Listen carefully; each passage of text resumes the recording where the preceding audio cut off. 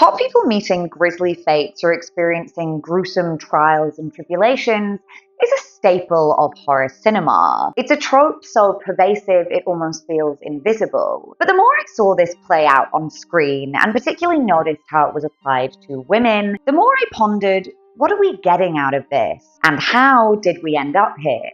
Why do we like to watch hot girls die? As it turns out, there are a multitude of reasons, some more concerning than others, so let's talk about them. A few housekeeping notes before we begin. As some of you know, this is a redo of a past video, as the original contained some quite graphic footage that made YouTube very unhappy. The overlord said, "We don't want to see a fully nude woman get shot through the while having..." Thank you, wrong turn. So unfortunately, I've had to edit out a lot of the more relevant clips, which means I can't exemplify my points in the way that I want to, but I hope you can have faith in my usual level of research and trust that there are clips that represent some of my more extreme talking points. I just can't use them.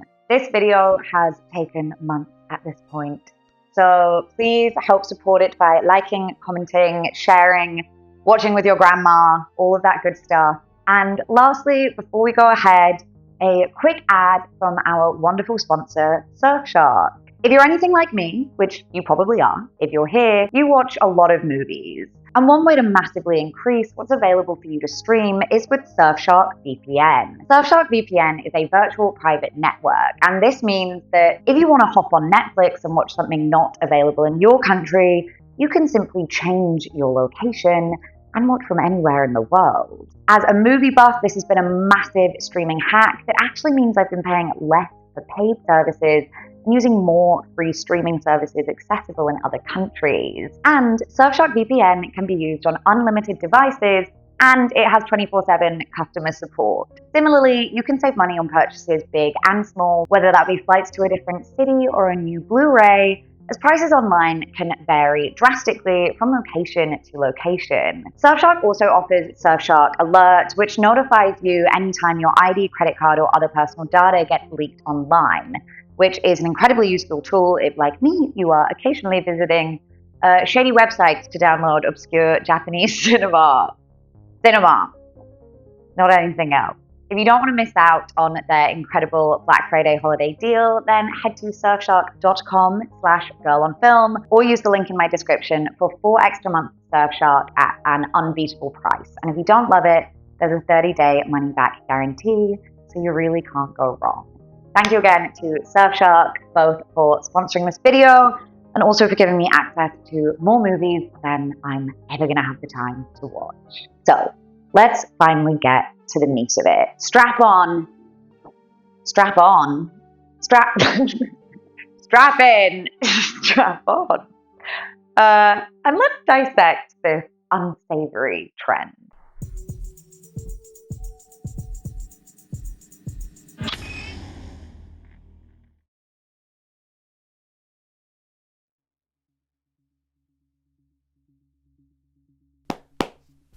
That was the saddest little clap in these little gloves. Very drastic costume change because it's fucking freezing. To start with, where are we seeing this? Simple answer is kind of everywhere. Think of tanned and sexy swimmers running out of the water with their breasts bouncing in fear in Piranha.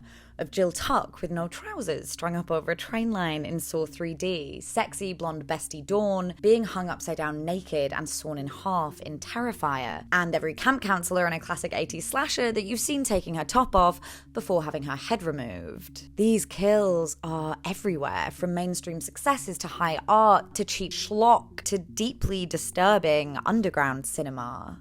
And the death scene itself isn't always explicit or suggestive, but it's usually made clear at some point via a topless changing montage or skinny dipping sequence that these soon-to-be bodies are just that, bodies. And one thing I should say before we get too far ahead of ourselves, obviously women aren't the only ones dying in films, or being objectified for that matter, especially given that men have more of a presence in cinema overall. Multiple studies have shown that at least within the slasher genre, men and women die in roughly equal frequency in horror films. But I want to zero in on what this means to apply this violence specifically to beautiful women. I also do want to draw attention to the fact that this discussion, for the majority, is only representative of the treatment of white women in films directed by other white people. The absence of POC women in this video is pretty glaring, which is reflective of a much larger issue in itself. I'm not going to act like I have the authority to talk on this, but the film industry has long excluded and restricted people of colour, Eurocentric beauty standards, and colorism playing a huge part in this. Where the trope does apply to non-white women, there are often added layers of depth beyond just exploiting their womanhood, like fetishizing their race. So that you can deep dive into those ideas further, I'm going to link out to some essays and videos, so please go and check them out in the description. Something we do see a lot of is the trivialization of this trope in comedy horror, a genre where we're used to seeing women with both their breasts and their organs hanging out. And I think this can skew our perception of the trope a little bit, as we're less inclined to feel disgusted or disturbed by something when we can brush it off as a bit of silly fun. Movies like Zombievers don't come across as if they're punishing or humiliating their female characters maliciously, because pretty much everyone is sexy and stupid regardless of gender. But I think horror comedies play a massive role in normalizing this trope. In general, I think the violent death of the leggy blonde is something we tend to associate with more lowbrow fare. But plenty of heavy hitters have perpetuated the stereotype in the past. One of the deaths that always comes to mind for me is the opening sequence of Dario Argento's Suspiria. I myself am more of a Luca Guadagnino girly, but I love the original. I can absolutely see why it's praised so much. The way it's designed, shot, and scored is stunning, and it was pretty revolutionary. But it's also recognized for having some of the most unpleasant deaths in film to this day. There is such a nastiness to the way that Pat, in her flowing nightgown, has her face smashed into a window, is stabbed countless times, and eventually hung from a stained glass ceiling. Later in the film, we see another character falling into a pit of razor wire, flailing as she meets her demise. It feels humiliating and unnecessary even, but it's also presented with so much visual flair that's allowed us to excuse it. It didn't take long when looking into Argento's work to find this comment from the director. I like women, especially beautiful ones. If they have a good face and figure, I would much prefer to watch them being murdered than an ugly girl or man. I certainly don't have to justify myself to anyone about this. Alfred Hitchcock also seemed to share similar beliefs on the matter, having once said, "I always believe in following the advice of the playwright Sardou. He said, torture the women. The trouble today is that we don't torture women enough." I just saw in my script, I have a line that says look up Hitchcock, and I read it wrong and I thought it said lock up Hitchcock. But I stand by that because he's a garbage man. He treated so many of his actresses horribly. So he belongs in the bin. And I know he's dead, and, you know, it would be lovely to be able to overlook these comments and just enjoy the films for what they are, which for the most part I do. But it's so clear that Hitchcock and Argento's intentions are questionable. If a white director said they just wanted to see Polynesian people suffer in their films, we would immediately register that something was wrong. And as far as I see it, these two applauded filmmakers have made it just as clear how they feel about women. Which brings us to the first answer to the big question.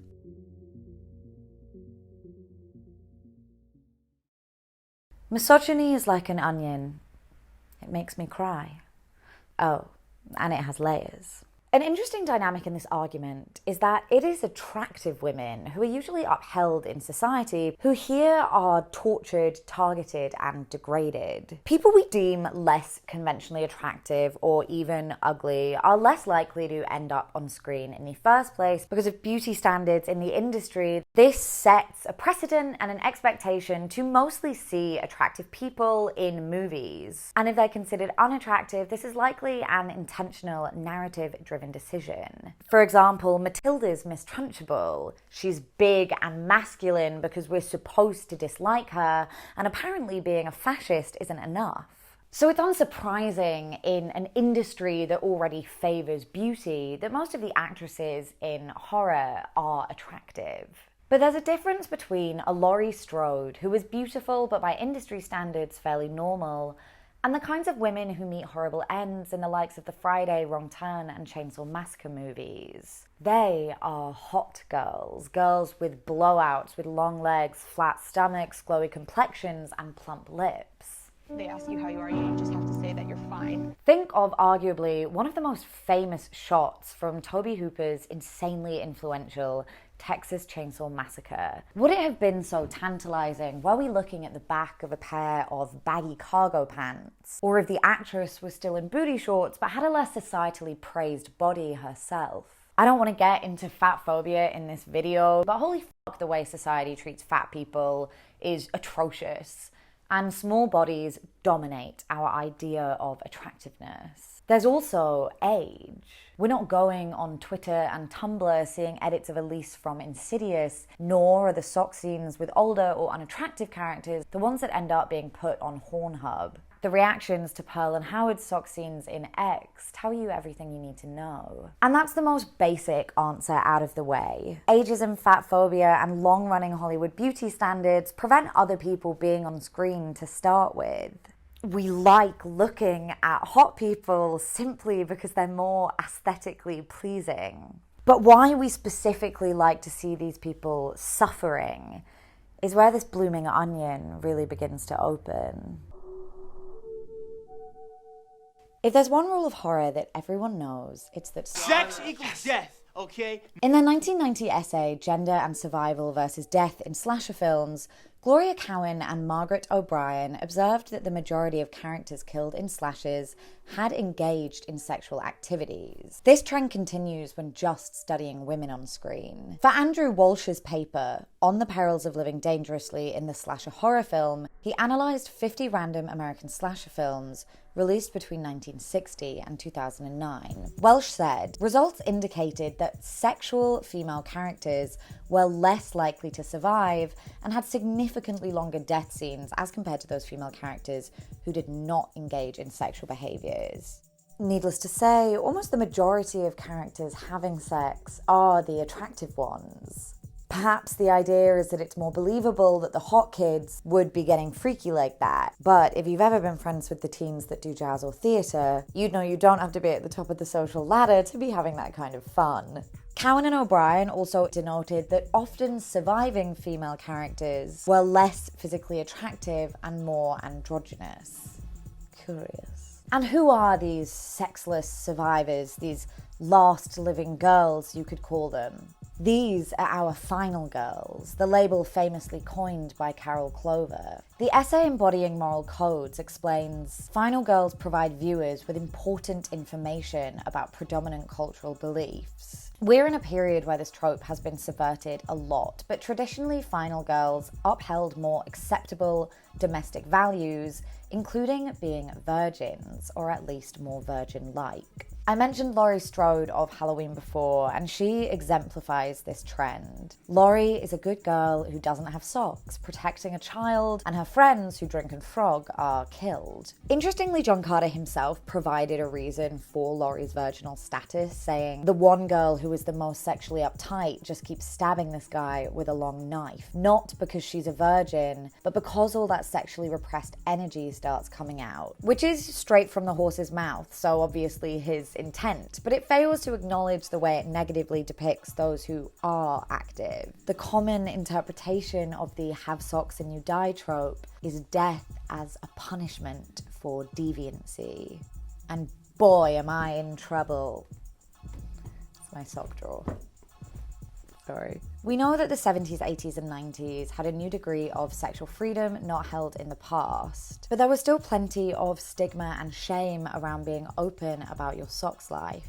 There were also fears of STIs and queerness linked to socks, fears of accidental pregnancy or the dreaded abortion. Rape victims were subjected to ruthless questioning around their sex lives and their preferences. So in general, normal society's perception of extramarital sex was that it ended badly. Just by the nature of engaging with sex, a woman associates herself with all of this taboo. Edwin Sher surmised in his work Labeling Women Deviant that labeling women deviant was a tool for social control. Especially during the height of slashers, there was a misogynist through line in society that believed women should shut their mouths and shut their legs if they wanted to be liked and taken seriously. And punishing people who didn't do that by shunning or shaming them sent the message pretty clearly. So whether intentioned, when the trope arose in horror of punishing the sexually active, it reflected the moral attitudes of the time. I can't find any filmmakers saying they purposefully used this messaging in their films,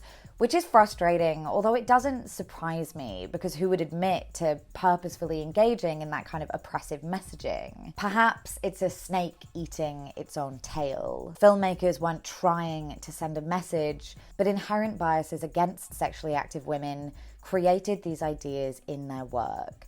And thus their work created the subtext that death equals socks, something that others learnt and continued to perpetuate. Also, knowing how film studios work today and that they do interfere with projects, it wouldn't surprise me to find out that studio bigwigs of the past were consciously imparting the idea that socks is punishable. All of this provides an explanation as to the bad kids being killed off from the perspective of the creators. But what's in it for the audience? Moral panic aside, there's obviously crossover between horror and eroticism, which I've discussed before in my video on Fresh. But even eroticism is probably too classy of a concept to associate with some of the horror with more sexual themes. And it's okay to just enjoy the trashy simplicity of sexy stuff. If you already like naked women in pornography or IRL sexual encounters, you're probably going to see them as a bonus in your horror. Where this gets sketchier is where the violence is not just another element, but a part of the pleasure. This death in Hostel is a great example of a kill that clearly wants us thinking of socks. She's strung up as if she's in a shibari session. It plays out like a sexual fantasy, both within the context of the film and also in the way it's portrayed to the viewer. And it feels nasty. But the truth is, for a lot of people, nasty works. Nasty is gratifying, if you know what I mean. It could be argued that sexually violent horror scenes are really just violent pornography in a more acceptable package. And is that a problem? As ContraPoint's brilliant Twilight video explains, we often look to fantasy to express desires that aren't always safe or desirable to enact in real life. For many women, this can manifest in fantasies of submission. And on the flip side, for some men, this manifests in fantasies of dominance. Even violent, aggressive dominance. This doesn't mean that these men hate women in the same way that female fantasies of submission aren't indicative of self-hatred. So in that sense, maybe it's all just not that deep. But, But at this point, we have to ask, is violence against women on screen just sexual fantasy, or is it sexism? The troubling reality is that there are misogynistic people. There are men who hate women, and there are men who seek outlets for this in their media and the online world. Which brings us to incels.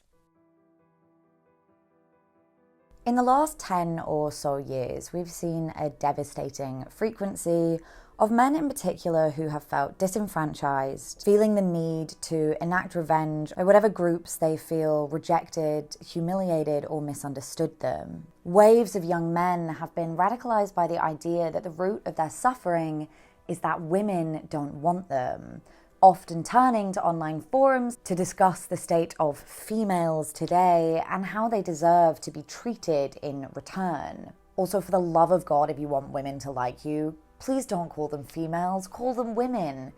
It's not a science experiment. Some of these men identify as incels. Now, TikTok plays a significant role in reshaping our culture and evolving our definitions of words, and I'm not on TikTok, so I'm not sure exactly how or if that has skewed the perception of what an incel is in the public consciousness in this exact moment in time. But at least when it first came about, the term described men who considered themselves involuntarily celibate, i.e., no socks, against their will. Various attitudes are encompassed by the umbrella term. Some men who use the term are just self-critical virgins who've developed the misguided view that no one will ever love them because of an inferior canthal tilt. And some incels are extremist misogynists who make grand declarations about the disgraceful ways in which all women will prove themselves idiot whores. Some of the forums incels engage in have supported the idea of getting revenge on women that have rejected them, such as the OG, now banned incel subreddit.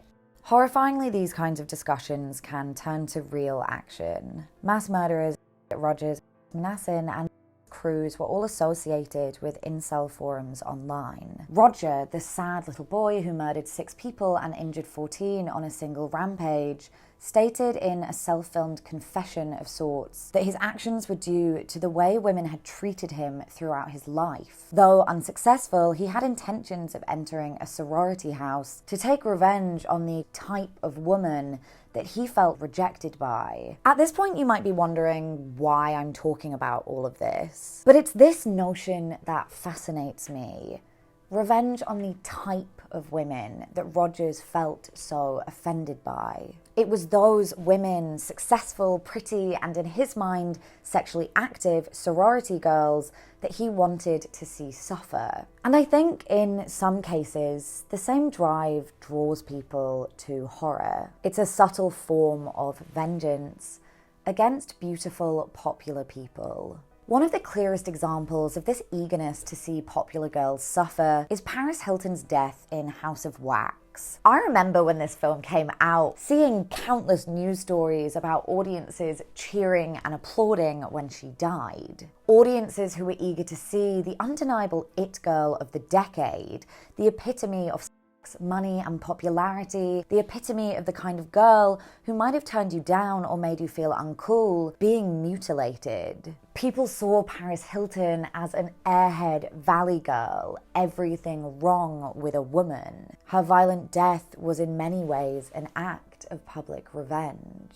And the studio knew that people would be hungry for this, with See Paris Die acting as a major part of the marketing campaign. And it worked. People legitimately went to see it for this scene. The scene even makes fun of the socks tape, which we now correctly understand as revenge horn, that she appeared in, as her character dies on her knees. We touched on this before, but Scher's observation that women's sexuality prompts negative societal reactions is something that is still blatantly obvious today, and I think exemplified by the reactions to Hilton. People are happier to accept promiscuous women, which she was presumed to be because of the scandal surrounding her, as deserving of punishment. The specifics of her death intentionally remind us of one of the most humiliating moments of her life, so we remember why we're cheering. Because Paris Hilton is a living legend who would not let a misogynistic world destroy her, she went along with the bit. But Hilton knowingly partaking in this doesn't make it okay. She shouldn't have to sacrifice her own dignity to be palatable. And while Paris was a real-life socialite, in-film popular kids are also often the target of antagonists. We see this in the sleepaway camp movies. Some of those victims are bullies, but some are just living in their own coming-of-age movie, doing nothing more than being pretty and sexually curious. Whether they're in any way deserving, part of the pleasure in sleepaway camp is horror fans who may have been at the bottom of the social ladder themselves in high school, getting to live out a fantasy where the freak triumphs and the popular suffer. And of course, all sorts of people die in horror, but there doesn't seem to be the same amount of romanticized pleasure in watching your average person bleed. If anything, seeing average, outcast, or kind people die feels cruelest, like Miss Collins in Carrie. But we cheer when someone we think is a bitch dies because we feel like we are avenged. This glee is projection, however subconscious. And obviously there is a huge difference between someone who enjoys seeing Paris Hilton turned into a human candle and someone who brings their vengeful attitudes into real life. But when a self-identified incel commits mass murder, it could be argued that they're looking for the same justice and closure. In horror cinema, it is shocking to see the extent that violence can go to, and we can only hope that it's not an extension of the director's or audience's desire to harm women. But we do need to recognize that people do engage in revenge fantasies, sometimes on screen and sometimes in real life. As you've probably observed, being a woman in horror does not seal your fate as a cadaver. In fact, the final girl trope came about because women are so often the sole survivors. But final girls are not the antithesis of the piles of dead women found in horror, as they are often chased, tortured, and tormented themselves. The horrors we watch final girls endure aren't bandaged by acts of revenge or by getting the last laugh over the antagonist. And that isn't inherently a criticism. It's easy to plaster misogyny across all acts of violence against women in film, but how do we reckon with this when it is female writers and directors perpetuating the same ideas or creating the same imagery? Coralie Fargeat's Revenge, for instance, ultimately still presents us with a blood-soaked woman in short shorts and a violent act of rape. This is where it can be necessary to consider both intent and whose experience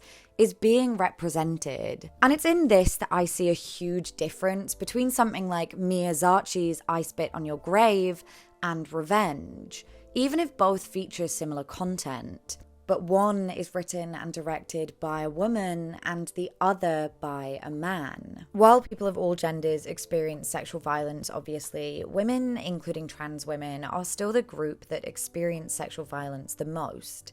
Something that is definitively backed up by statistics, with 90% of all adult rape victims being women. Given the huge amount of men who have made movies depicting sexual violence against women, it's statistically unlikely that a large portion of them have been victims of sexual violence themselves. So in these stories about the assaults of women, they're writing from a place of observation. And observation can often lead people to misunderstand or lack sensitivity to someone else's experience. There's a fair argument that when women depict acts of violence against women, they're exploring ideas central to womanhood, and sadly are much more likely to have relevant experience to draw from. Everyone will process their own experiences differently, and some women will create media in which the violence against women is as explicit as their male colleagues. But I think this is why some female-directed films about the mistreatment of women, like Fresh, a film I love, which is wildly underrated, avoid explicitly showing the violence against them, even if it's important to the film's themes. Because someone who has had that experience is more likely to be aware of how triggering sexually violent content can be to view. In all manner of things, stories told by people only observing the experience of another group often misconstrue or mismanage the material. This is a very random example, but it makes me think of The Help, which was written and directed by well-meaning white people. And the film was criticised by black academics and viewers for sanitizing and decentering the experience of black Americans in the 60s. Viola Davis even said she regretted starring in it for this reason. Anyway, I'm not sure what drives a man to make a film about the attack and rape of a woman. Why is The Last House on the Left, for instance, not about an attack on a man? Surely this would have been more relatable for its male filmmakers. They could draw from their own fears and anxieties. Perhaps it's because men consider women to make the best bait in stories centered on male anxieties. Or perhaps it's because we have more empathy or concern for women, perceiving them as fragile, Craven may have felt that a dainty female protagonist would create more feelings of shock and horror in the audience, that subconsciously we feel more fear because it's on a woman's behalf. At best, it feels ignorant to the traumatic lived experiences of many women. And in the worst case, there's always a chance that a director like Hitchcock or Argento has a sadistic relationship with female suffering and wants to put that to screen. My last video on Alex Garland explores some of the grey area in depicting other people's trauma, and I 100% think that this grey area exists. But the more I've thought about why men decide to make movies that depict explicit sexual violence against women, the more it's left me with a bad taste in my mouth. These female victims don't reflect their real-world experiences as men. So what is the motivation?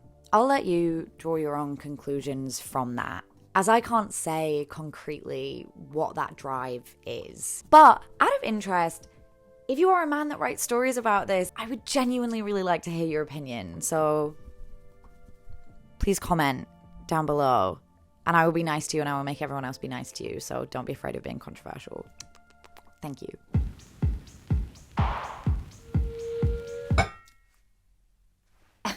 Now, if you've made it this far without commenting that this trope is nowhere near as prevalent nowadays as it was between the 70s to mid-2000s, then I applaud you. Because it's true. The presence of super sexy girly pops who are just in movies to get murdered is a stereotype that has somewhat ironically died out.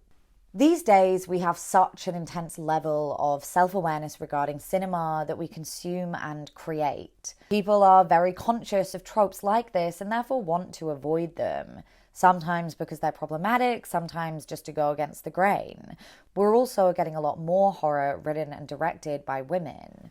And this might make this video seem a little redundant, but it's still within our film history, and all tropes re-emerge in swings and roundabouts as writers and directors walk the line of wanting to stand out, shock, and sell tickets.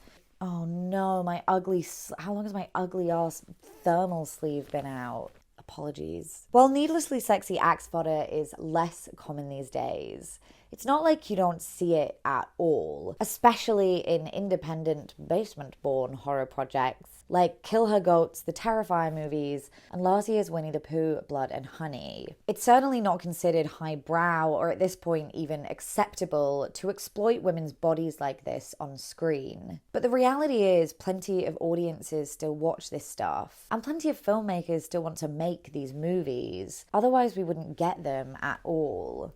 In general, I'm not against the violence of horror.